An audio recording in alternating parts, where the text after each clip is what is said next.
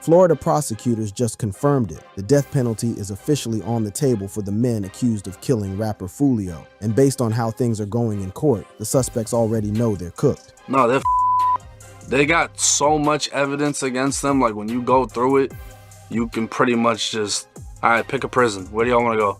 Word is, because of this, the suspects are already starting to accept their fate. Some are even showing signs of remorse in court. There's a lot unfolding with this case, so let's get into it.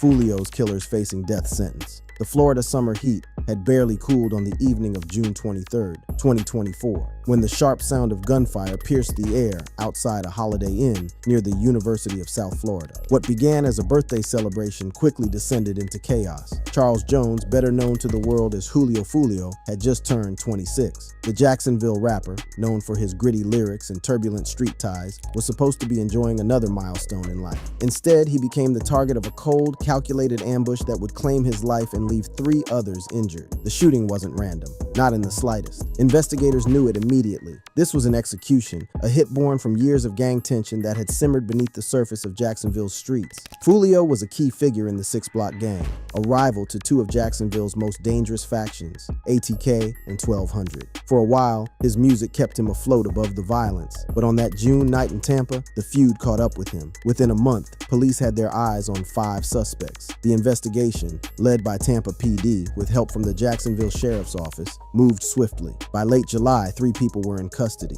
18-year-old Sean Gathright, 21-year-old Isaiah Chance, and 21-year-old Alicia Andrews.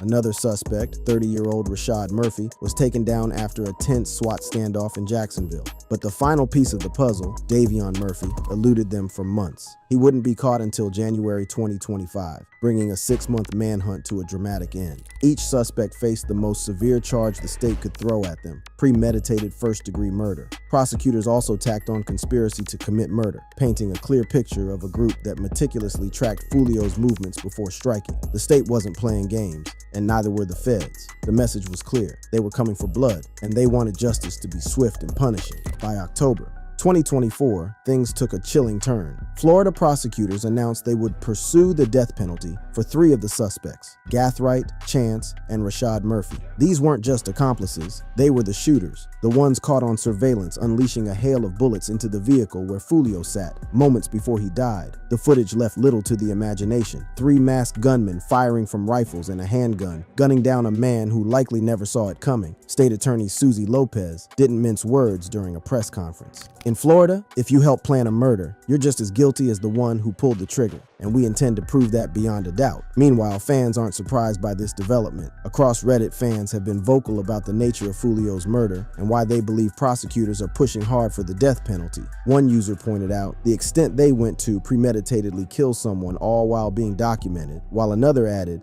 drove 3.5 hours on some damn James Bond mission, trackers, wedge formation, shell catchers. That wasn't no ordinary little drill. The sheer planning and coordination behind the hit have left many convinced that prosecutors are aiming to make an example out of the suspects. Cause it was planned, public place, known gang members. And they finna start making examples out, folks, one commenter wrote. Another echoed similar thoughts, calling it premeditated murder to the fullest. Them boys went to great lengths to get it done. The prosecution's aggressive stance reflects not only the gravity of the crime, but also the message they intend to send to others involved in organized gang activity. While Gathright, Chance, and Rashad Murphy marched toward a possible execution, one stands slightly apart: Alicia Andrews. Described by authorities as a lookout, Andrews was never named in the death penalty notice. Police believe she followed Foolio from club to club that night, feeding updates to her co-defendants. The twist? When she was arrested in July 2024, she was pregnant. The revelation came during a court appearance that September. Her lawyer, attempting to move quickly, pushed for a speedy trial to be held in January 2025. But just 1 week before proceedings were set to begin, he abruptly withdrew from the case. Rumors swirled of a breakdown in communication between Andrews and her defense team. Whatever the truth, it forced a delay, leaving her case adrift. As of April 2025, her trial remains unscheduled, with new legal representation still ironing out the details. That pregnancy, once a side note, now adds complexity to her situation as she awaits her fate alone, separated from her co-defendants, but not from the weight of the conspiracy charges. Meanwhile, one of the men facing the harshest consequences has taken an unpredictable path. Rashad Murphy, a documented member of the 1200 gang and one of the alleged shooters, decided in January 2025 to fire his legal team entirely. Citing dissatisfaction with their strategy, Murphy shocked the courtroom by announcing he would represent himself in court. It was a bold move, some would say reckless. Representing oneself in a capital murder case, especially with the death penalty looming, is almost unheard of. Prosecutors have built a damning case against Murphy, complete with cell phone tracking, license plate scans, and video surveillance linking him directly to the crime. His decision only adds more unpredictability to a trial already mired in tension. Originally set for September 2024, Murphy's arraignment had been delayed due to transfer issues between Duval and Hillsborough counties. Now, as the trial date of April 2026 looms, Murphy is gambling everything on his ability to outmaneuver seasoned prosecutors without a lawyer by his side. Then there's the final suspect, 27-year-old Davion Murphy,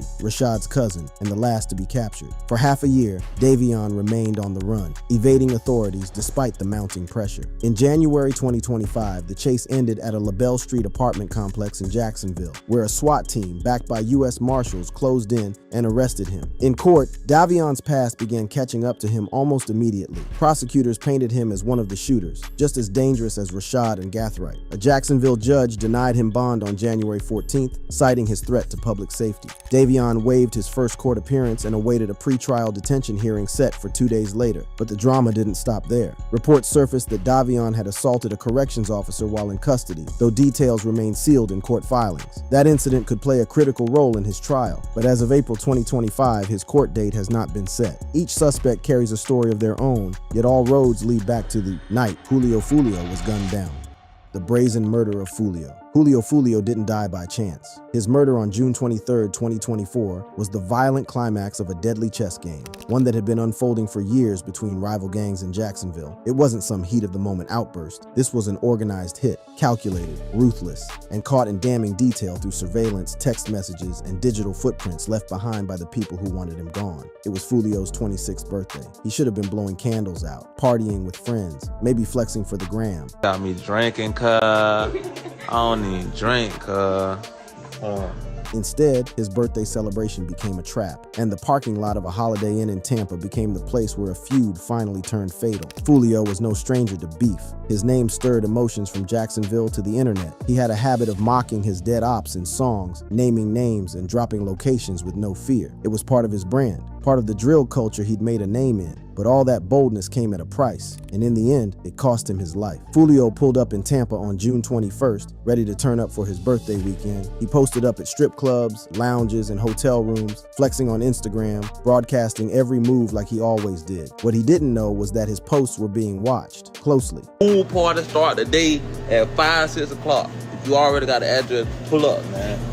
You got the address, pull up. If you need the address, DM me right now. The pool party start at 5, 6 o'clock. DM me for the address of DM Foolio booking ESPN. I'm gonna put it right here. 2 scouts were already on his trail, Isaiah Chance and Alicia Andrews, both 21, both tied to Jacksonville's notorious ATK set, and both keeping a digital eye on Foolio's location. The indictment says they weren't just watching, they were relaying. They kept in constant contact with Rashad Murphy, a known affiliate of the 1200 gang, and his younger counterparts Sean and Davion. Surveillance footage from June 22nd shows Andrews and Chance lurking outside Teaser's Gentlemen's Club, the spot where Foolio and his crew were making it rain. They didn't go inside, they stayed outside like hawks, watching. Andrews reportedly acted as the lookout, tapping out updates on encrypted apps. Chance was by her side, relaying every move back to the hit team. Meanwhile, Gathright and the Murphy cousins weren't partying, they were prepping. They assembled an arsenal, a 9mm handgun, 2 rifles with extended mags. They weren't pulling up for intimidation, they were pulling up to leave a body. License plate data showed a silver Toyota Camry making its way from Jacksonville to Tampa that same night. It was registered to Rashad Murphy. In the car, Murphy, Gathright, and Davion. Prosecutors say they met up at a safe house in Tampa's Sulphur Springs neighborhood, where they locked in the plan that would take Foolio's life.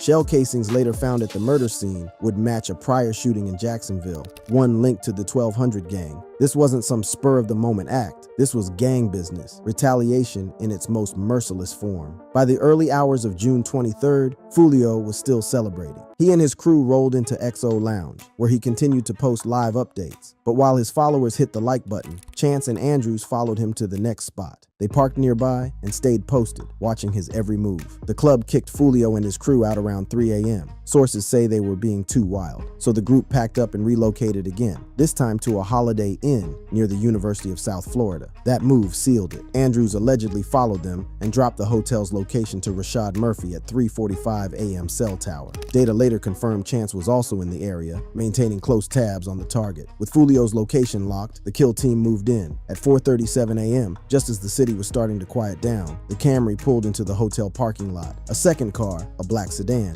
followed. Inside the Durango parked outside the hotel entrance, Foolio sat in the front passenger seat. He wasn't alone. His cousin and 2 friends were in the car with him, but none of them were ready for what came next. From both vehicles, Gathright, Rashad, and Davion Murphy stepped out, masks on and weapons ready. They didn't hesitate. They opened fire from multiple angles, releasing over 40 rounds in under 20 seconds. Bullets tore through the Durango. Foolio was hit multiple times, head, chest, torso. He died on the spot. His birthday party became his execution scene. His companions were wounded but survived. One of them later told police it was like a war zone. Glass shattered, tires burst, and Foolio, once the loudest voice in Jacksonville drill, was slumped in silence. The shooters didn't stick around. They fled the scene in both vehicles, splitting up to avoid immediate capture. The Camry, driven by Rashad Murphy, was later tracked speeding down I-275, while Gathright and Davion headed toward I-4 in the sedan. Meanwhile, Andrews and Chance powered down their phones and vanished separately, another calculated move to cut off their digital trail. Police arrived just minutes later, responding to frantic 911 calls from hotel guests who heard the gunfire. They found chaos, shell casings scattered, vehicles riddled with bullets, and Foolio's lifeless body slumped in the front seat. He was pronounced dead at 4:45 a.m. just hours earlier. He was celebrating life. Now, he was another casualty in a feud that had been festering for years. When the indictment dropped, it laid everything bare. Each suspect had a role. Each move was choreographed. Sean Gathright, just 18, is accused of firing one of the rifles. His slim frame was caught in security footage. Isaiah Chance wasn't a shooter, but he was the eyes and ears, feeding constant updates to the crew.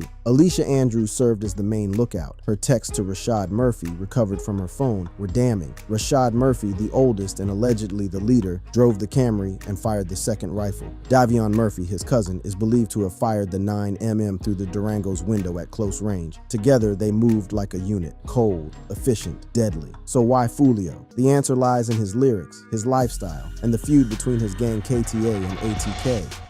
The feud that led to Foolio's death. To understand why Julio Foolio was gunned down in a Tampa hotel parking lot, you have to travel back more than a decade, into the heart of Jacksonville, Florida, where 2 rival forces were born not just out of geography, but out of bloodshed, pride, and revenge. This wasn't just gang violence, it was a war between KTA and ATK, 2 names that would come to define the city's most deadly and publicized feud, one that would claim dozens of lives and leave Foolio trapped in the very lyrics that made him famous. Foolio was raised in the turbulent north side of Jacksonville. Even before he picked up a mic, the streets had already begun to shape him. His cousin Zion Brown was gunned down in 2017, a murder that hit young Charles hard. That loss lit a fuse inside him. He turned his pain into music, his grief into grit, and his name into a brand. But in the world of Jacksonville drill rap, fame often meant having a target on your back, and Foolio wore that target proudly. KTA, short for Kill Them All, was the street-rooted coalition Foolio stood behind, deeply tied to the 6-block neighborhood. These weren't just rap cliques. These were sets with bodies behind them, alliances built on shared enemies. On the other side stood ATK, Ace's top killers, led by another rising rapper, Youngin Ace, and tied to the 1200 gang. While both camps produced music, their real currency was violence, and every track was a bullet with a beat. The tension had simmered for years, but it started boiling over in the late 2010s. Foolio's breakout song Dead Ops was no mere record, it was a hit list. Then came When I See You, a track that mocked the death of ATK member Adrian Bibby Gaynor. Foolio didn't mince words. His lyrics called out names, mocked funerals, and taunted grieving families. It was music as a weapon, and he wielded it ruthlessly. ATK wasn't quiet. Youngin Ace clapped back with Who I Smoke, flipping a soft pop melody into a sinister mockery. He name-dropped Foolio's fallen brothers and cousins, even turning their deaths into punchlines. The music went viral, but with every million views, the city's homicide rate crept higher. Diss tracks weren't just artistic jabs, they were invitations to retaliation, and both sides were ready to answer the call. Jacksonville became a battleground disguised as a city. From 2017 to 2024, law enforcement linked the KTA-ATK war to over 30 homicides. Young men, some rappers, others just affiliated, were gunned down in drive-bys, ambushes, and club shootings. And Foolio, he wasn't just a bystander, he was public enemy number 1 to ATK. ATK and 1200. But if he feared death, he never showed it. In 2018, Foolio took his first bullet. He was driving through Moncrief when gunfire erupted. A bullet tore through his leg, but he survived. Hours later, he posted a picture of his bandaged limb with the caption, "All this money on my head, I suppose be dead." Instead of hiding, he doubled down, pouring his near-death experience into his next song. I walked through the cut. I'll say probably like 5-10 minutes later, somebody pop out the cut, go to shooting, boom, boom, boom. I got hit on my hip, and my hip popped out of place, and I was just crawling, looking back, looking at him still shooting. You know what I'm saying? 2 years later, the shots rang out again, this time in 2020. Gunmen riddled his car with bullets. He escaped with his life yet again, and rapped about it days later in List of Dead Ops, almost as if daring them to try again. The cycle was relentless. Friends and family begged him to slow down, to leave Jacksonville, to stop antagonizing his enemies. But Foolio lived by a code written in pain and pride. His enemies had taken his people. In his eyes, he owed it to them to speak up, even if it meant dying for it. Behind the scenes, the violence only escalated. In 2021, Foolio's close friend, Kenneth Xu McKinnon, another key figure in KTA, was arrested and eventually convicted for the murder of Adrian, Bibby Gaynor. Xu's arrest rocked KTA, thinning the ranks and putting a target squarely on Foolio's back. With Xu gone, Foolio became the last real voice of the 6-block movement in rap, but that also made him a primary target for retaliation. Meanwhile, ATK took its own hits. Charles Lil Buck McCormick, one of their young enforcers, was gunned down in 2020, allegedly by KTA shooters. In the streets, death demanded a response, and in Jacksonville, no one forgot. Every shooting birthed another Instagram post. Every funeral sparked another track, and the loop continued. By 2023, Foolio's luck was running out. That October, he survived his closest brush with death yet. While driving in Jacksonville's Riverside neighborhood, gunmen sprayed his car with more than 100 rounds. One bullet grazed his skull. It was a miracle he lived. Bitch shot me, but they didn't kill me. On Kendrick. Stupid. But something had changed. His lyrics turned darker. Tracks like Voodoo hinted at paranoia, betrayal, and sleepless nights. His circle tightened. He became more reclusive, more guarded. The same social media that once fueled his rise now made him a marked man. Still, Foolio couldn't resist. In early 2024, he was back online, taunting his enemies, posting club locations, flashing cash. His defiance was admirable to some, reckless to others, but it was authentic. Foolio had always said he was a product of war. He lived like it, and ultimately, he died like it too. Whole clip on my daddy, stop playing with me. And I didn't get hit, I got grazed in the leg, stop playing. In the days that followed Foolio's death, street chatter and online speculation pointed to ATK's hand in his demise. Posts from fans show users linking the murder to Youngeen Ace, with one writing, "Ace got his lick back," a reference to Ace's 2018 shooting. No evidence directly implicates Ace, and he's not named in the indictment, but the rumor mill reflects the feud's public stakes, with many hinting at the involvement of the man who must have orchestrated it all, Youngeen Ace. The question of Youngeen Ace's involvement remains. Nearly a year has passed since the murder of Julio Foolio, yet the shadow of suspicion continues to loom over his rival Jacksonville rapper Keonta Bullard, better known as Youngeen Ace. The Tampa parking lot ambush that claimed Foolio's life at age 26 was a brutal punctuation mark in a years-long feud between their respective crews. Foolio's KTA, Kill Them All, tied to 6-Block, and Ace's ATK, Ace's Top Killers, linked to the 1200 gang. As of April 6, 2025, the question of Youngeen Ace's involvement remains unresolved, fueled by a mix of cryptic claims, social media taunts, and ongoing police scrutiny. Despite arrests in the case, a mystery man's allegations, Ace's own behavior, and relentless attacks from Foolio's fans keep the controversy alive, suggesting this feud may outlast even death itself. The saga took a bizarre turn in July 2024 when a masked man surfaced in a video circulating online, claiming responsibility for Foolio's death. Wearing a ski mask and an orange beanie, he asserted. Hey, on everything I love, bro. On the dead homies, bro. I put it on everything, on my soul, on my kids. I'm the one that smacked Julio Foolio that night when he got dropped at his birthday celebration, bro.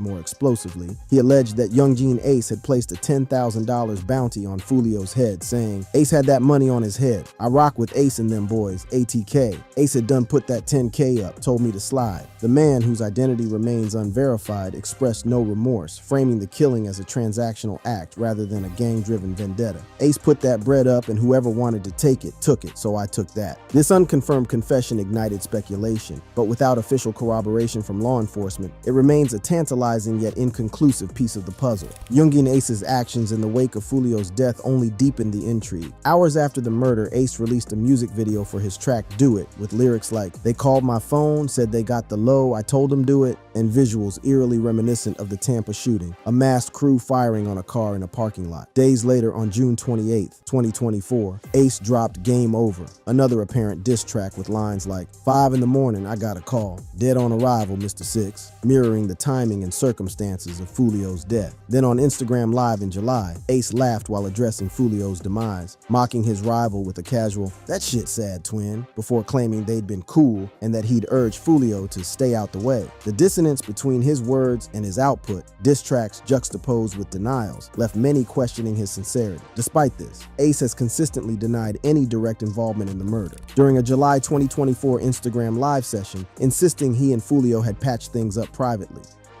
That shit sad, twin. I ain't gonna lie, bro. Y'all boys in the street, y'all didn't leave the streets alone, twin. I'll condone this shit like that. In a later interview with DJ Academics, he vowed to stop dissing Foolio, stating, "No, can't be doing that about the dead," and reminisced about past attempts to connect, like inviting Foolio to play basketball, an offer allegedly declined. Yet these claims clash with his post-murder behavior and the history of their rivalry, which dates back to 2017. That year, Foolio's cousin Zion Brown was killed, allegedly by an ATK associate, sparking a retaliatory spiral. In 2018, Ace survived a shooting that killed his brother and 2 others, an event Foolio mocked online, cementing their enmity. The 2021 exchange of diss tracks, Who I Smoke by Ace and When I See You by Foolio, turned their beef into a public spectacle, each song a lyrical jab at the other's losses. Law enforcement has kept Youngin Ace under a watchful eye, though no charges have been filed against him as of April 2025. At a July 2024 press conference following the arrest of 3 suspects, Sean Gathright, Isaiah Chance, and Alicia Andrews, Tampa Police Chief Lee Burkaw and Jacksonville Sheriff TK Waters identified the group as ATK and 1,200 affiliates, gangs tied to Ace. 2 more suspects, Rashad and Davion Murphy, were later apprehended, with the state seeking the death penalty for all but Andrews. During Davion Murphy's January 2025 bond hearing, police testified about the gang ties, name-dropping Ace and citing his songs Who I Smoke and Game Over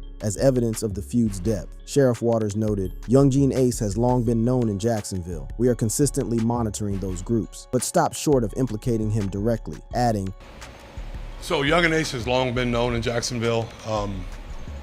We are consistently monitoring those groups.